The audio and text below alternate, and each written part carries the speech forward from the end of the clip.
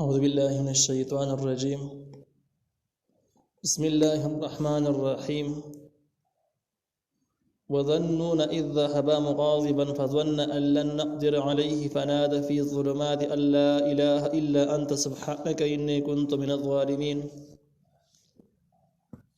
سورة الأنبياء 6 نمبر آیات. په دې 6 نمبر آیات کې د یونس علیه السلام واقعا ده او د دې واقعي ذکر کولو مقصد دا ده چې څومره امتحانونه کړهونه راځي خو په ټولو حالاتو کې صبر کول او د الله تعالی امداد او مرستې حاصلولو لپاره هر وخت استغفار توبه او دعاګانو کې دننه اوسېدل دا د مرکزی مضمون دی. او د دې سره سره یو داسې کلمه چې د هغې سره تمام مشکلات حل کېږي څنګه چې د موسی علیه السلام یونس علیه السلام مشکلات حل شي دغه شان د قیامت پورې د هر چا دپاره څه مشکلاتو کې اختی نو حدیث مبارک کې دی چې څوک دعا کوي او د دعا نه مخکې دا کلمه ووایي چې لا اله الا انت سبحانك اني كنت من الظالمین. الله تعالی دغه دعا په قبلوي او دغه کم مصیبت کې چې دی د هغې نه بېخلاصوي. الله تعالی وایي وظنون او بیان کوي ته واقعه د ظنون. ظنون معنا د خاوند د مئی والا د خاوند د مئی قصه ورته بیان کړه د مئی والا قصه ورته بیان کړه. ظنون او دغه شان د کې صاحب الحوت دا د یونس علیه السلام لقبونه دي. نون هم مئی ته وایي او حوت چې کوم دا هم مئی ته وایي. د یونس علیه السلام واقعه مختلفو ځایونو کې ذکر شوی د کله به خپل نوم سره یونس په نوم سره کله صاحب الحوت په نوم سره کله ظنون په نوم سره چې دا ظنون او صاحب الحوت د یونس علیه السلام القاب لقبونه دي.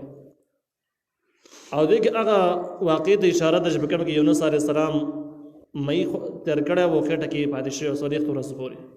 هغه عجیبه او ناشنا واقع ته په اشاره ده. هغه لقب په دغه اعتبار سره دا لقب د یونس علیه السلام دی. الله تعالی وی وظنون او واقع د ظنون علیه السلام اذ ذهبا په هغه وخت چې دی لاړ مغاضبا او غصه خپل قوم ته غصه فظن او د ګمان کاو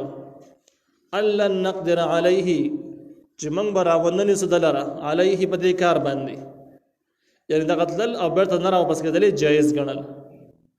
د خپل اجتهاد دا و چې بس دا کار ټیک دی واپس کېدل په کار نه دی نو بس دی لاړو نو الله تعالی سمندر ته ور واچو مې تیر کړو. فنادى في الظلمات نو به आवाज وکړه په تیارو کې الله اله چې نشته لایق عبادت الا انت مگر ته سبحانك پاکي تعالی را اني كنت من الظالمين یقینا زه د کمې کوونکو نه یم کمې مې کړې ده کوتاهي مې کړې ده. دا د آیات خپل لفظي معنا ده. یونس علیه السلام چرته لاړو ولې لاړ خپل قوم ته ولې غصه و د سګو مان لاره چې زما په دې کار باندې ونه نیوښم دې څه مطلب دی مې خېټه ته څنګه وګرځېدو. نو دا واقعا اگر چې مخکې تیر شوی ده په سورۃ القصص کې او دغه شان ده کې سورۃ یونس کې سورۃ صافات کې برام شي بل ځګین کې د دې ټول حاصل کم چې کم ابن کثیر رحمه الله نقل کړی دی غدا دی چې یونس علیه السلام د عراق په موصل ښار کې دا پیدا شو. موصل کې دنه نینوانو یو کلی او هغې ته دعوت لپاره لاړو. کله چې خلکو له دعوت ورکړه نو خلک په خپل کفر او جهالت باندې سم کلک پاتې شو هېچا قبول نه کړو خلکو مخالفت وکړو.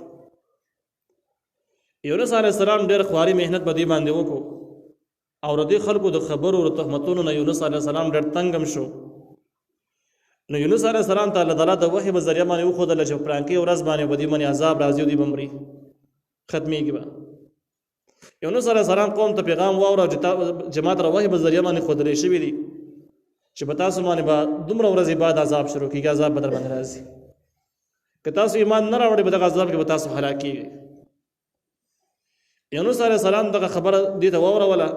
خلکو شک و چې دا به راځي که نه به راځي. ځینو خلکو ویل چې یونس علیه السلام ګورې دروغ نه وایي چېرته دروغ نه دي ویلي او چې دا خبره یې ورکړې ده د عذاب به رښتیا راځي الله به ورته رښتیا ویلي. او ځینې خلکو ویل نه د ګناهونو په وجه باندې عذاب نه راځي عذاب نشته داسې وایي موږ یې بیا دې قوم خپل منځ کې وصلا وکړه. صلا په دې باندې وکړه چې یونس علیه السلام سی کوي که یونس علیه السلام د کلي نه ورک شو نو تاسې پوه شئ چې لاړ پر زګین ته او اوس عذاب راځي په دغه ټایم کې به توبه وباسو او که یونس علیه السلام به دې کلي کې اوسېده نه ته نو بیا به معلومیږي دا چې د اسې وایي د عذاب نشته دی اسې موږ یې په دې کې اطلاع میلاو شوله چې یونس علیه السلام ورک شو او کلي کې نشته دوی بس په کلي کې علاقه کې وګرځېد هېڅ چېرته پیدا نه کړو دوی ته پته ولګېدله چې عذاب شروع کېدو والا دی په ځینو روایاتو کې دی چې یونس علیه السلام قوم باندې د ځینې عذابونو اثار را شروع شو تورې ورېځې رالې او دا کوم علامات چې یونس علیه السلام د عذاب ویلي نو ځینې علامات پکې شروع شو دوی ولیده نو د غونډ قوم داسې وکړله چې غونډ روان شو د ماشومانو پورې د زنانو پورې ځنګل ته لاړل او دغه شان زناور یې خپل څاروي هم ځان سره بوتلل ماشومان یې د زنانو نه بېګ لکم چې واړه ماشومان چې فریاد ته برابر شي زناورو نه هم بچي بېګ چې ښه فریاد وکړي الله تعالی ته الله تعالی قبول کړي او د هغې نه بعد به توبو باندې سر شو ډېرې زیاتې توبې یې ویستلې جړاګانې الله تعالی ته وکړلې الله تعالی د عذاب لرې کړ او په دې قوم باندې عذاب رانغی یونس علیه السلام علاقې نه وتلی او د الله تعالی په حکم باندې وتلی او بل ځای کې اوسېده په انتظار باندې و چې عذاب به راځي په دغه ټایم باندې دا قوم به خبر کېږي یونس علیه السلام ته پته ولګېده چې په قوم عذاب رانغی او په دې قوم کې رواج داسې و چې چا باندې به دروغ ثبوت شي او پیر دا سړی به مړکا او پرېښوده بیا نه دا رواج مستقل یونس علیه السلام سوچ وکړ چې دې ځای کې اوس دوه خبرې دي یو دا ده چې کوم تاریخ ما د عذاب ویلی په هغه تاریخ رانغی ظاهري طور په ما باندې دروغ الزام راځي دویمه دا ده چې نو چې کله به دروغ الزام په ما باندې راغی نو دې نه بعد څوک به په خبره یقین نه کوي زما دعوت چې کوم دی هغه بې اثره شو او دویم خطرناکه خبره دا ده چې دا قوم به اوس ما وژني ځکه چې دروغ چې په کوم قوم کې ثابت شي نو هغه بیا هغه دلته کې د مرګ قانون وجلی کېږي به نو له مرګ خطره ده پکې یونس علیه السلام له مناسبه دا وه چې د وحي انتظار یې کړی وی چې الله تعالی ورته هدایت ورکړی وی چې یا واپس شه یا ما واپس کېږي داسې په کار وه بهتره داسې وه عام انبیا داسې کوي چې په داسې حالاتو کې د وحي انتظار کوي لیکن ته د وحي انتظار ونه کړو او د هغه ځای نه سفر شروع کړ بل چېرته روان شو چې دې قوم ته سترګې مخامخ کول دا مشکل دی ګران دی په دغه دوه وجو باندې نو اگر چې بغیر د وحي نه روانېدل دا حرام او ناجایز نه و لیکن کم از کم اولا و بهتر و د پیغمبرانو طریقه دا و چې کم کار به کو د وحي انتظار به وکړو یو وخت پورې نو چې کله به وحي رانه هغې نه بعد بیا کار باندې شروع کوله چې صبر به د وحي امکان و هغې پورې به انتظار کوو نو هغه مناسب اولا کار دا و چې انتظار یې کړی وی او خلاف اولا اگر چې جایز و لیکن غوره نه و خلاف اولا و هغه دا و چې سفر یې کړی وی یونس علیه السلام دغه ځای نه سفر شروع کړو بل ځای ته روان شو کله چې سفر شروع کړ نو کشتۍ ته وروخوتو او بل ځای ته اوړي سفر کېږي کشتۍ چې یو ځای ته ورسېدله نو هغه ځای کې کشتۍ بنده شوله مخکې نور نه تلله او د کشتۍ چې کوم چلوونکی نو هغه خبر ورکړه چې په دې کشتۍ کې داسې اندازه شته یا دا ده چې وزن پکې سیوا شو او د وزن مطابق د دې یو کس کمول غواړي چې وزن یې سپک شي ډوبېږي غونډ خره په غر کېږي یا دا ده چې د کشتۍ والا ورته دا وویله چې د کشتۍ کې څوک نافرمانه ناست هغه کس چې کوم دی د هغه په وجه باندې کشتۍ ډوبېږي نو کم کس ته چې ځان معلوم وي د خپل مالک نه بې اجازې راغلی هغه کس ته مهرباني وکړي اوبو ترې ودانګي چې باقي کشتۍ بچ شي یونس علیه السلام سپک راپاڅېده زه کشتۍ ته زه ویل کته اوبو ته دانګم همدا زه یم خلکو ونیو نه ویل ته نه یې دا خلک د کشتۍ والا پېژانده دی خلکو پېژانده چې دا یو نیک سړی دی نو یونس علیه السلام ورته ویل بس زه دانګم د کشتۍ بچ کوم هغه ویل نه ته خو بیخي مه دانګه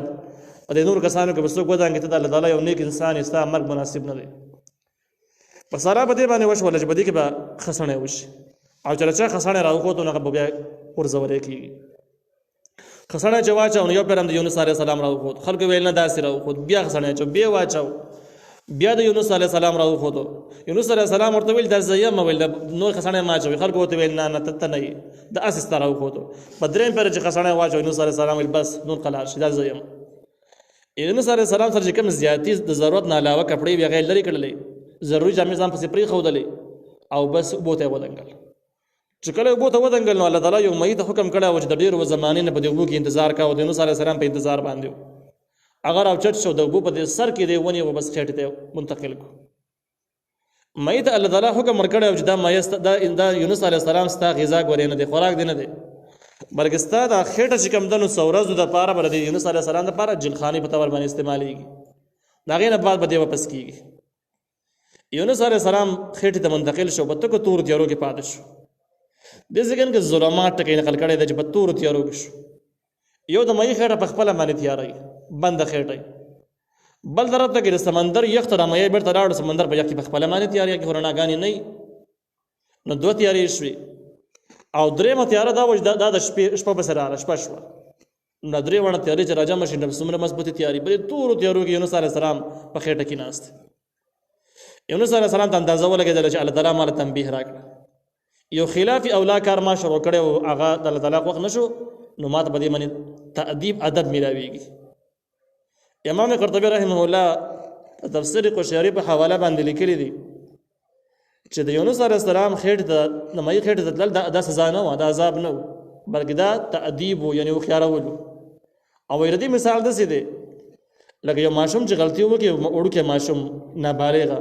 نو مور او پلار هغې ته تنبیه ورکړي غصه ورته وکړي او څپېړه وله ورکړي نو دی مطلب نه دی چې ته ګناهګار یې مجرم یې تا له ما عذاب در سزا مې درکړله ځکه چې ته جرم دې کړی دی ګناه دې کړله نو هغه خو سړي د ګناهګار دی نه خو تنکې ماشوم دی دې ته تأدیب ویلی کېږي چې د چا اصلاح کول او د چا فکر او سوچ برابرول نو د یونس علیه السلام خلاف اولا کار کړی و الله تعالی ورته تأدیبا مې خېټې ته منتقل کړي څو ورځو دپاره چې تنبیه ورته حاصله شي هوښیار شي ځکه د غټو خلکو معمولي غلطي هم د غټه شمارېږي نو په دې وجه باندې دا چونکې د الله تعالی پیغمبر و نو په دې صرف په دې خلاف اولا کار باندې چې هغه جایز و خلاف اولا و د څو ورځو دپاره الله تعالی د مې خېټې ته منتقل کړو نو په دې ځای کې د ذنون د یونس علیه السلام لقب شو مغاضبان چې د یونس علیه السلام غصه و چاته غصه و نو په دې کې زیاته مشهوره دا ده چې مغاضبا علی قومي خپل قوم ته غصه و چې ولې ایمان نه راوړئ ولې سرکشي کوئ او چا ویل چې مغاضبا لله د الله تعالی دپاره غصه و نو دواړه یو مطلب دی یعنې دا خلک د الله تعالی په دین باندې عمل نه کوي نو بس د هغې په وجه باندې یونس علیه السلام ورته د الله تعالی د دین په وجه باندې غصه و چې ولې پې عمل نه کوئ فظن او د ګمان کو ان لن نقدر علیه چې موږ به لن نقدر علیه چې موږ به راونه نیسو د لره نقدرو د دې مصدر چې کوم دی درې مصدر دی راځي یو قدرت دی طاقت ته ویل کېږي یو چې کوم دی نو قدر دی قدر په معنی د راکمولو سره کمولو سره راځي او قدر په معنی د تقدیر سره اندازې سره هم راځي په معنی د قضا سره فیصلې سره راځي اولنۍ معنی خو دې ځین کې بیخي نه صحیح کېږي چې الله نقدر علیه چې هېڅوک به قادر نه وي په موږ باندې یعنی چا به لاس نه رسېږي چې موږ راونیسي دا عقیده پیغمبر خو پرېږده چې یو عام سړی هم دا عقیده نه لري چې الله تعالی په ما لاس نه رسېږي دا معنی بیخي سمون نه خوري دویم معنی دا ده چې الله نقدر علیه چې الله نقدر چې موږ به ونه نیولی شو په دې باندې یا تنګي به رانه شي په موږ باندې د دې په وجه باندې دا معنی چې کوم ده نو امام عطا امام حسن بصري رحمه الله او دغه شان کې ډېرو لویو مفسرینو نقل کړي ده چې قدر په معنا د تنګېدلو سره دی لکه څنګه چې بل ځای کې الله تعالی وایي چې الله تعالی چې چاله وغواړي نو رزق ولا پراخه کړي او جو چاله چې وغواړي نو راکامې کې نه ورته کې یقدرو ټکې راغلی دی نو قدر په معنا د راکمولو سره دی دلته کې معنا دا شوه چې الله نقدر علیه موږ به تنګستیا رانه ولو په ده باندې دی مطلب دا چې سزا به وله ورنکړو او دغه شان کې تعذیب به وله ورنکړو د دې جملې حاصل دا ده چې یونس علیه السلام دا تلل جایز ګڼل کو په دې کې ګناه نه ګڼله د خپل اجتهاد دا و چې بس ماله کړي دا بس کېدل ټیک نه دي تلل به کار دی اجتهاد یې وکړو خپل قیاس او اجتهاد یې وکړو د وحي انتظار پکې ونه شو او دې کې درېمه معنی دا ده چې لن نقدر قدر په معنی تقدیر چې د فیصلې سره واخیستلی شي نو بیا به معنی دا شي چې د ګمان دا و چې الله نقدر علیه زموږ مواخذه او نیولو په دې باندې ونه شي نو هماغه معنی شوه چې ګنې دا تللی جایز ګڼل فناده نو بې اواز وکړه په ظلمات په تیارو کې یعنې د مۍ خېټې ته لاړه چې پکې ډېرې تیارې وي الله اله چې نشته لایق د عبادت الا انت مګر ته دا اقرار توحید شو سبحانك پاکی تعالی را انی کنت من الظالمین یقینا زیم د کمی کوونکو نه نو دا جمله د استغفار و چې کمی می کړی دی کوتاهي رانه شوې ده ته مې معاف کړي دا کلمه چې کومه ده نو د دې په فضایلو کې د نبي علیه السلام نو ډېر زیات روایت نقل دي لیکن یو روایت پکې دا هم دی چې څوک د دعا سره دا کلمه ووایي نو دغه دعا الله تعالی خامخا قبلوي